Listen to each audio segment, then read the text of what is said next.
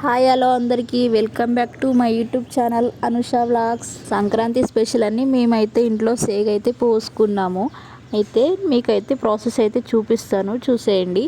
ముందుగా అయితే ఒక గిన్నెలో కొంచెం అయితే శనగపిండి అయితే తీసుకొని అందులో ఓమ అయితే కలుపుకుంటున్నాము.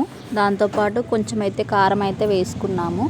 దాని తర్వాత కొంచెం ఉప్పు, సరిపడా సోడా అయితే వేసుకొని మొత్తం పిండిని అయితే నీట్గా కలిపేసుకోవాలి. టేస్ట్ కోసం కొంచెం అల్లం కూడా యాడ్ చేసుకొని మొత్తం పిండిని అయితే నీట్గా కలిపేసుకొని పక్కన పెట్టుకోవాలి. మీరు మీ ఇంటి దగ్గర సంక్రాంతి పండుగను ఎలా సెలబ్రేట్ చేసుకున్నారు, ఫుడ్ ఐటమ్స్ ఏమేమి ప్రిపేర్ చేసుకున్నారు అన్నీ అయితే కామెంట్ సెక్షన్లో కామెంట్ అయితే చేయండి. పిండి మొత్తం కలిపేసుకున్నాక ఒక బాండి పెట్టుకొని ఆయిల్ అయితే హీట్ చేసుకోవాలి.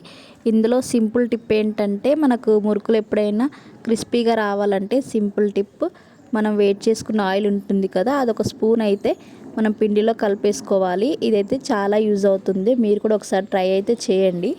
ఇంకా ఆ తర్వాత అందరికీ తెలిసిందే, మనకు సరిపడన్ని వాటర్ అయితే పోసేసుకుంటూ పిండిని అయితే కలుపుకోవాలి.